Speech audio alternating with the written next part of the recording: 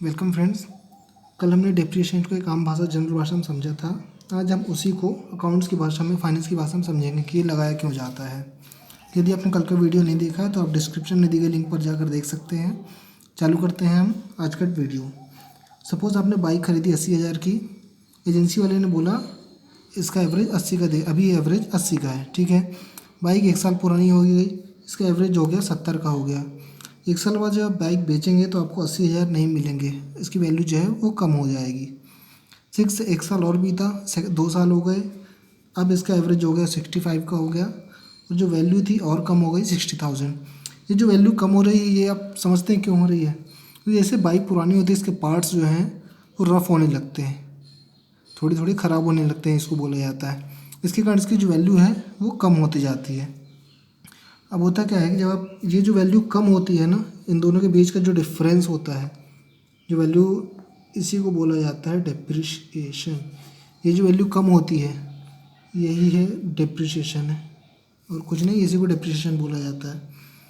अब इसमें एक चीज़ और होती है कि जब आप बाइक कितने साल बाद भी बेचें, 10 साल बाद, 15 साल बाद, 20 साल बाद, जब भी बेचें आपको कुछ ना कुछ अमाउंट इसका मिलेगा, जिसको बोला जाता है स्क्रैप वैल्यू। आप जानते हैं इंडिया में कुछ भी चीज़ फ्री में नहीं बेची जाती। सपोज़ आपने बाइक बेची, 10 साल बाद बेच दी, ठीक है, वहाँ पे आपको मिला 10,000 रुपये, ठीक है। ये ऊपर का आपको समझ में आया होगा, सिंपल जो डिप्रिसिएशन सीधा सीधा।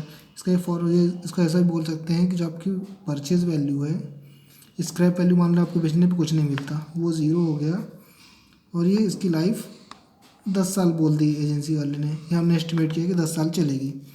तो हर साल जो है 8,000 का डिप्रिसिएशन लगेगा। एक एस्टिमेट माना गया कि हर साल इक्वली जो है इसकी वैल्यू जो है वो रिड्यूस होगी। मतलब 80,000 से पहले 8,000 कम होगी तो 72,000 होगी, फिर 8,000 कम होगी तो और 8,000 कम होती जाएगी, ऐसा हम मान के चलते हैं। एक कॉन्सेप्ट ये होता है कि हर साल इक्वली उतना ही इसका वैल्यू जो है कम होगी। सेकंड होता है, ये हो गया कि आपको कुछ नहीं मिलने वाला लास्ट में बेचने पे। दूसरा क्या होता है कि आपने प्रोजेक्ट किया, जब आप बेचोगे तो आपको इसमें से 10,000 मिलेंगे, 10 साल की लाइफ है, तो ये वैल्यू जो हो जाएगी अब 7,000 पर मंथ। 7,000 का डिप्रिसिएशन जो लगेगा वो हर साल 7,000 का डिप्रिसिएशन हो जाएगा। मतलब हर साल आपके मशीन जो बाइक है उसकी वैल्यू 7,000 रुपये कम होती जाएगी हर साल इक्वली। ये जो इक्वल अमाउंट होता है हर साल इक्वल, इसी को बोला जाता है SLM, straight line method depreciation, ठीक है। अब आगे बात करते हैं, ये दोनों समझ में आया होगा, क्या तो वैल्यू इक्वली कम होगी। दूसरा एक जो इंजीनियर थे उसने कहा कि जब मशीन, ये बाइक है, जो मशीन नहीं लेते हैं, बाइक लेते हैं, जब 1 साल चलने के बाद उसकी एफिशिएंसी कम हो जाएगी, तो जो एफिशिएंसी कम होगी उस पर और कम होना चाहिए, वहाँ से करना चाहिए। हर साल इक्वली तो होगा नहीं क्योंकि शुरू में क्या होगा, बाइक नई होगी तो थोड़ा कम डिप्रिसिएशन लगेगा, नई मशीन है। जैसे मशीन पुरानी होती जाएगी, उसका तेज़ी से उसके जो पार्ट्स हैं वो रफ़ होते जाएंगे, बराबर है। तेज़ी से पार्ट रफ़ होंगे तो डिप्रिसिएशन अमाउंट ज़्यादा होना चाहिए। तो कहा गया कि सपोज़ यहाँ पर सेकंड मेथड जो होती है, ये एक मेथड होती है जिसको SLM बोलते हैं हम। तो दूसरी मेथड है, यहाँ पे क्या बोलते हैं कि हम मानते हैं कि 10% रिडक्शन होगा हर साल, 10%, ठीक है। तो 80,000 का इन्होंने पहले साल लिया, 10% हो गया 8,000। अब बची कितनी, 8,000 की वैल्यू कम हो गई, 80,000 की थी, तो 80,000 माइनस 8,000 बची कितनी, 72,000 के। ये क्या हो गया पहले साल। जब दूसरा साल आएगा तो हम इस 72,000 पे 10% लगाएंगे, और इस साल हम डिप्रिसिएशन लगाएंगे 7,200 का, बराबर है। जैसे जैसे टाइम बीतेगा इसका जो रिडक्शन वैल्यू है ये कम होती जाएगी, बराबर है। ये दो मेथड होती है, इसको बोला जाता है WDV, रिटर्न डाउन वैल्यू। मतलब ये जो वैल्यू होता है इसको रिटर्न डाउन वैल्यू बोला जाता है, इस पर डिप्रिसिएशन चार्ज किया जाता है, इसलिए WDV मेथड इसको बोला जाता है, ठीक है। समझ में आया दोस्तों। अब इसी को हम मशीन के टर्म्स में लेते हैं, ठीक है। आपने जो है सीधे मशीन ख़रीद ली, मशीन खरीदी 80,000 की, आपने 1 साल प्रोडक्ट बनाया, अब उसकी जो वैल्यू हो जाएगी वो कम हो जाएगी। आप 1 साल बाद वही 80,000 की मशीन को 80,000 में नहीं बेच सकते, बराबर है। उसके आपको मिलेंगे 70,000, एक एस्टिमेट मान के चलते हैं। तो जो 10,000 की वैल्यू कम होगी 1 साल के अंदर, वो और कुछ नहीं, वही डेप्रिसिएशन है।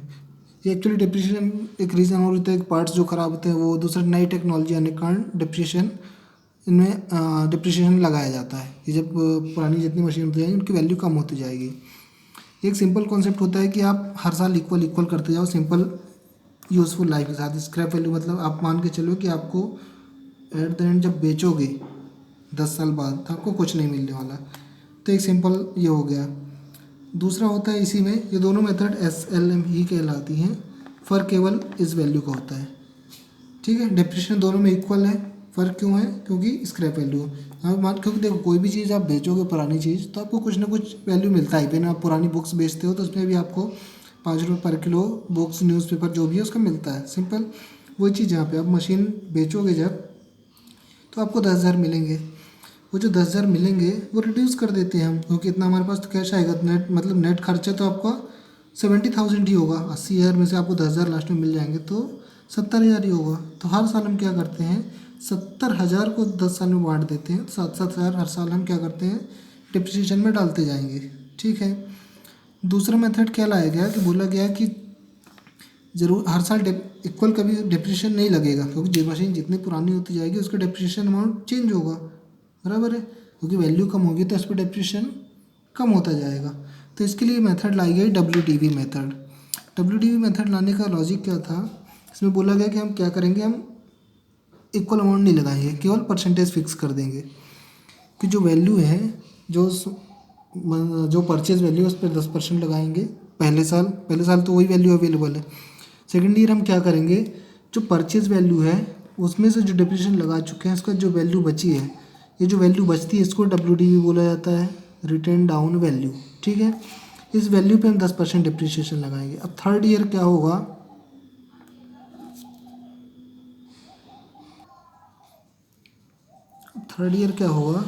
कि 7200 का लगा। अब 72,000 में 7200 लेस कर देंगे।